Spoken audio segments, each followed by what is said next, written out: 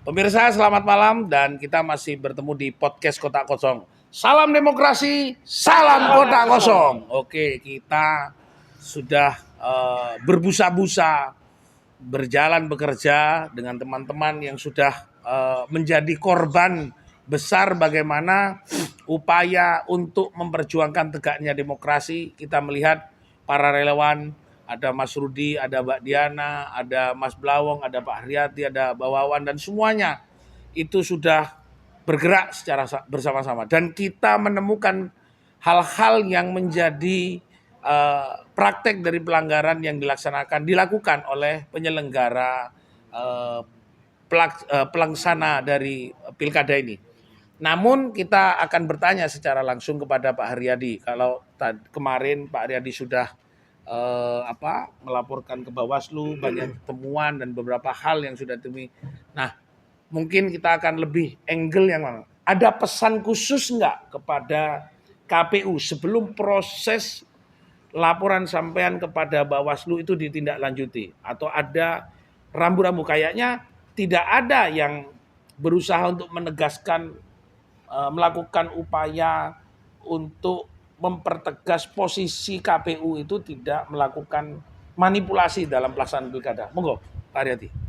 Ya, beberapa waktu yang lalu saya membaca di beberapa media Ya, bahwa komisioner KPU dengan ada beberapa relawan itu melaksanakan dengar pendapat di Komisi oke. A.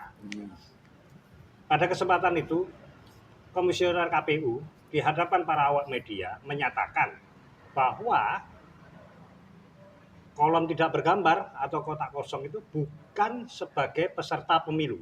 Nah, ini yang harus kita cermati bersama. Gitu loh. Oke. Padahal di Undang-Undang 10 2016 itu sudah jelas-jelas menyatakan bahwa kolom tidak bergambar itu diberikan penomoran dan bahkan disahkan apabila mendapatkan perolehan suara melebihi dari paslon. Kan Oke. begitu? Ya. Dasarnya apa gitu loh? Dia menyatakan seperti itu gitu loh.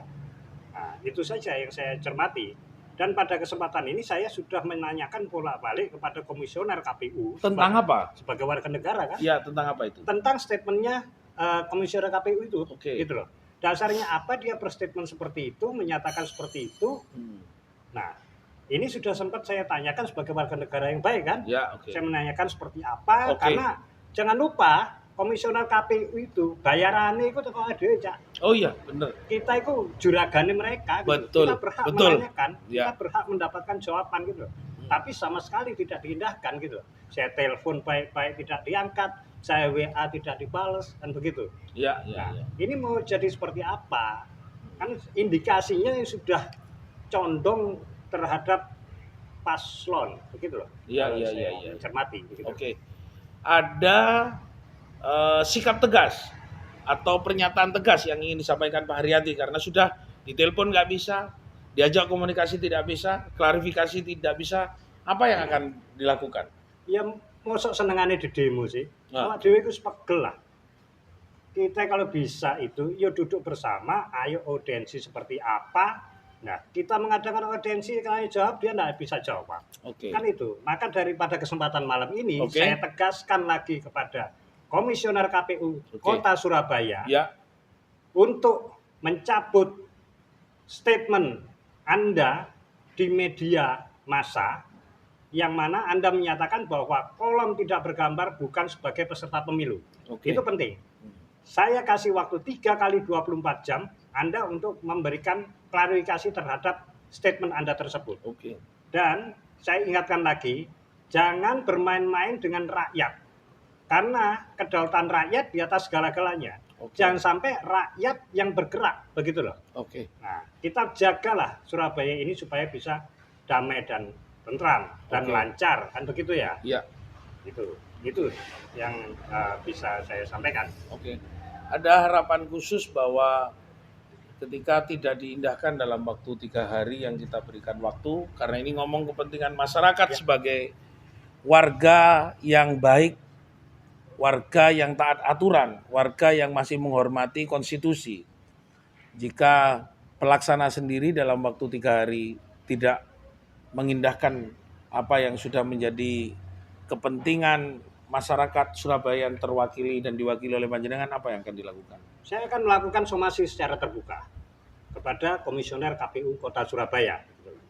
Kalau ini dibiarkan, wah ini bisa barbar itu nantinya. Karena apa? Karena memang tidak ada aturan yang mengatur bahwa kolom tidak bergambar, kotak kosong itu boleh berkampanye atau tidak. Jadi kalau memang tidak diakui sebagai peserta pemilu, berarti bebas dong mau melakukan hal-hal apa aja. Nah itu loh yang harus kita cermati bersama, jangan asal ngomong saja gitu. Oke. Baik, pemirsa yang merasa dan menyadari bahwa demokrasi ini perlu ada tangan-tangan suci untuk menyelamatkan. Saya kepingin Pak Wawan, mungkin ada statement sedikit harapan kepada pelaksanaan pilkada ini. Karena kertas suara berganti-ganti, sekarang sudah berganti, apa suruhannya agar semua masyarakat itu tidak golput, tapi datang ke TPS untuk tetap aspirasinya tidak tergadaikan kepada orang yang tidak amanah kepada kepemimpinan di Surabaya. Mari Pak. Saya sarankan seluruh warga Surabaya jangan golput. Oke. Berbondong-bondong ke TPS untuk mencoblos kotak kosong. Supaya demokrasi yang ada di Surabaya ini bisa terwujud. Oke. Begitu juga. Terima kasih Pak Wawan. Pemirsa, tegas apa disampaikan oleh Pak Haryadi. Ketegasan ini punya dasar, bukan asumsi. Ketegasan ini adalah aturan dan ketetapan, bukan hayalan. Dan ketegasan ini adalah aspirasi dari masyarakat, bukan akal yang dibumbui adalah kepenatan dan hasrat kekuasaan yang kita nampak di Surabaya. Kekuasaan nampak dari arogansi dari penguasa itu sendiri. Semoga ini bermanfaat. Terima kasih. Salam demokrasi, salam kotak kosong.